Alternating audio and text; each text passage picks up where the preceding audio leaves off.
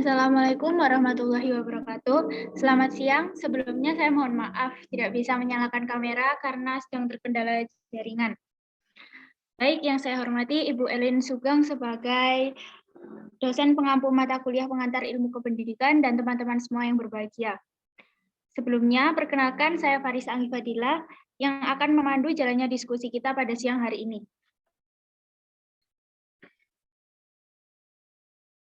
Pada perkuliahan kita pada kali ini, kita akan menyampaikan PPT dari kelompok 3 yang akan membahas tentang teori dasar pendidikan. Baik, langsung saja kita mulai dengan perkenalan anggota kelompok kami terlebih dahulu. Yang pertama ada Ahmad Fuadi, yang kedua saya sendiri Farisa Anggi Fadila, yang ketiga Latifatus Hariroh, yang keempat Karisma Islamia, dan yang kelima Muhammad Dimas Afifah Reza. Selanjutnya adalah penyampaian dan penyajian materi. Saya persilakan untuk Latifatus membacakan materi yang pertama. Baik, terima kasih atas waktunya. Di sini saya akan menjelaskan tentang teori pendidikan klasik. Pendidikan klasik adalah pendidikan yang dipandang sebagai konsep pendidikan tertua. Pendidikan ini bermula dari asumsi bahwa seluruh warisan budaya, pengetahuan, ide-ide, atau nilai-nilai telah ditemukan oleh pemikir terdahulu. Pendidikan hanya berfungsi memelihara atau meneruskan ke generasi berikutnya. Dalam teori pendidikan klasik lebih menekankan pada isi pendidikan daripada proses atau bagaimana mengajarkannya. Isi pendidikan tersebut diambil dari disiplin-disiplin ilmu yang telah ditemukan oleh para ahli terdahulu. Next.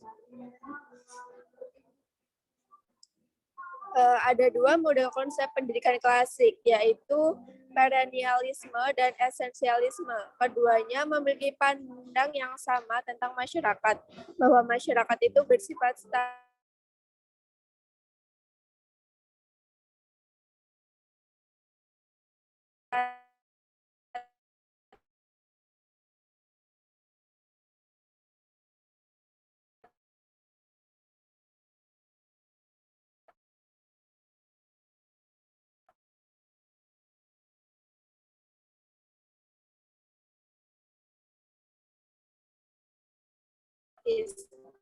Nah, dalam pendidikan, perennialisme ini lebih menekankan pada humanitas.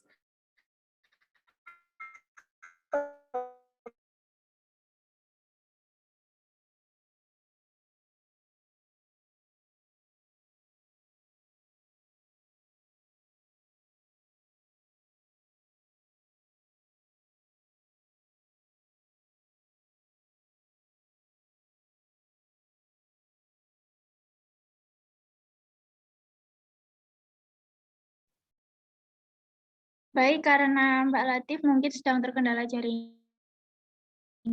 maka lanjutkan presentasi dari Mbak Latif. Ada dua model konsep pendidikan klasik, yaitu perennialisme dan esensialisme. Keduanya memiliki pandang yang sama tentang masyarakat, bahwa masyarakat bersifat statis. Dalam pendidikan, perennialisme ini lebih menekankan metode pribadi dan sifat-sifat mental. Sedangkan kurikulum menurut para kaum perennialis harus menekankan pada pertumbuhan intelektual siswa pada seni dan sains untuk menjadi terpelajar secara kultur, karena seni dan sains merupakan karya yang terbaik. Next.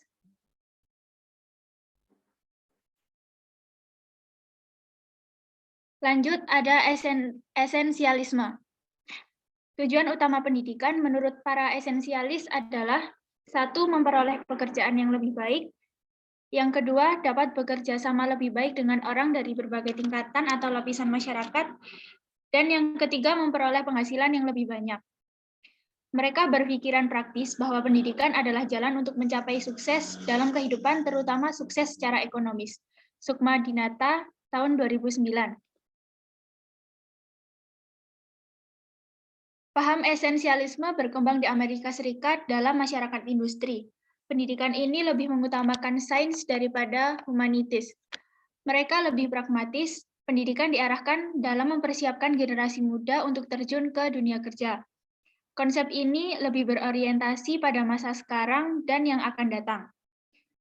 Isi pengajaran lebih diarahkan kepada pembentukan keterampilan dan pengembangan kemampuan vokasional. Next. Selanjutnya adalah teori pendidikan pribadi. Teori pendidikan pribadi bertolak dari asumsi bahwa sejak dilahirkan anak telah memiliki potensi-potensi tertentu. Teori ini memiliki dua aliran, yaitu pendidikan progresif dan pendidikan romantik. Pendidikan progresif dengan tokoh-tokoh pendahulunya yaitu Francis Parker dan John Dewey, memandang bahwa peserta didik merupakan satu kesatuan yang utuh. Materi pengajaran berasal dari pengalaman peserta didik sendiri yang sesuai dengan minat dan kebutuhannya. Ia merefleksi terhadap masalah-masalah yang muncul dalam kehidupannya. Berkat refleksinya itu, ia dapat memahami dan menggunakannya bagi kehidupan. Selanjutnya akan disampaikan oleh Mbak Latif.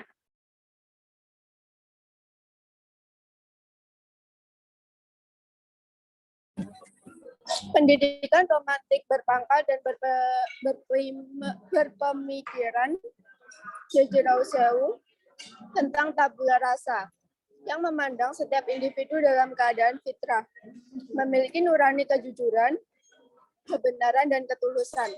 Rousseau berpendapat bahwa semua anak yang baru dilahirkan itu baik, akan menjadi rusak karena dipengaruhi oleh lingkungan. Rousseau juga berpendapat bahwa pendidikan yang diberikan oleh orang dewasa malahan dapat merusak pembawaan yang baik anak itu. J.J. Rousseau juga berpendapat bahwa alat pendidikan meliputi kebebasan, kemerdekaan, sebagai konsekuensi gagasannya bahwa alam atau kodrat anak adalah baik tanpa kekangan sesuatu. Selanjutnya akan dilanjutkan oleh teman saya.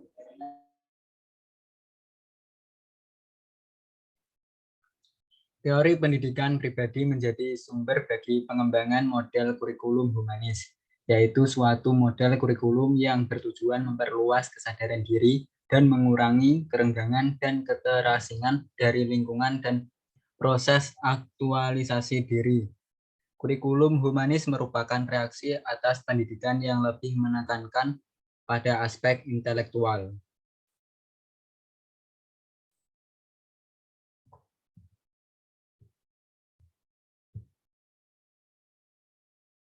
Aliran empirisme.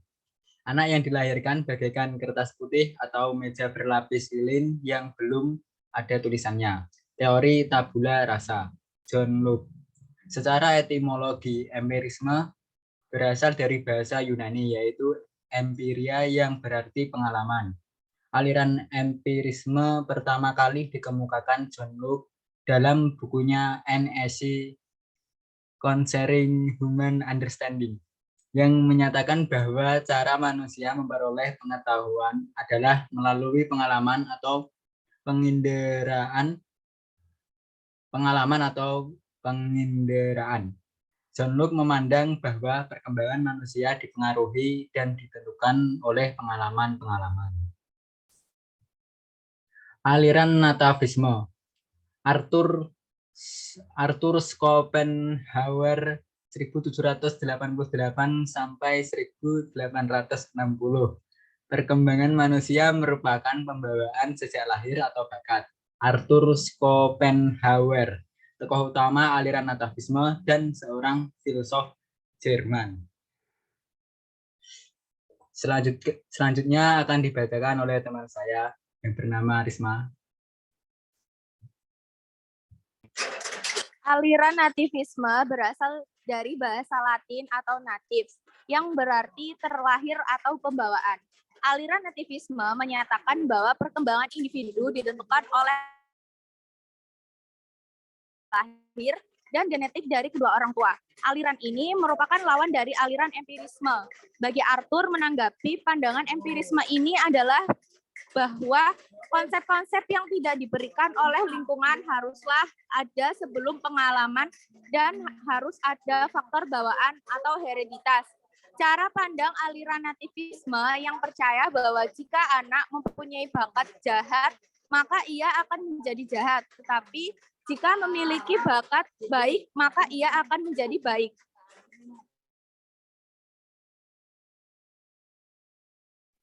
Next. Aliran naturalisme. Anak itu lahir dengan naturnya sendiri dan dengan sifatnya sendiri. Menurut Jean-Jacques Rousseau, seorang filsuf Prancis, aliran ini berasal dari bahasa Latin yaitu natur yang artinya alam. Rousseau berpendapat bahwa semua anak yang baru dilahirkan itu baik, akan menjadi rusak karena dipengaruhi oleh lingkungan. Rousseau juga berpendapat bahwa pendidikan yang diberikan orang dewasa malahan dapat merusak pembawaan yang baik anak itu.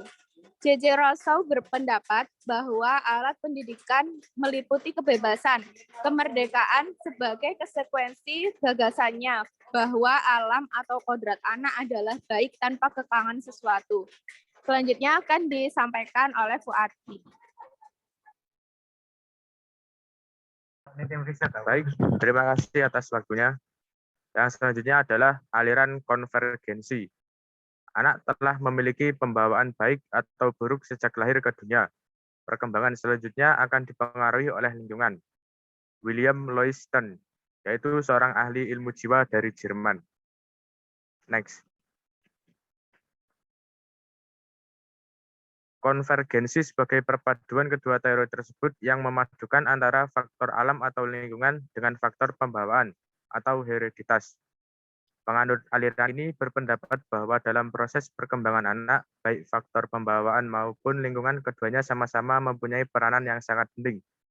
Bakat tidak akan berkembang dengan baik tanpa adanya lingkungan yang mendukung perkembangan bakat anak itu sendiri. Begitupun sebaliknya. Sebaliknya, lingkungan yang baik tidak dapat menghasilkan perkembangan anak yang optimal kalau memang pada diri anak tidak terdapat bakat yang diperlukan untuk mengembangkan itu. Teori konvergensi dalam proses pendidikan memberikan kemungkinan pendidikan untuk merubah dan mengembangkan anak. Keberhasilan pendidikan tergantung kepada efektivitas interaksi antara faktor lingkungan dengan faktor pembawaan. Next.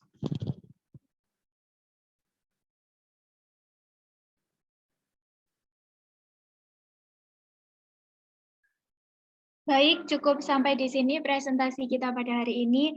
Saya sebagai moderator mohon maaf apabila ada salah kata dan kekurangan dari presentasi kelompok kami. Terima kasih atas perhatiannya. Wassalamualaikum warahmatullahi wabarakatuh. Waalaikumsalam warahmatullahi wabarakatuh.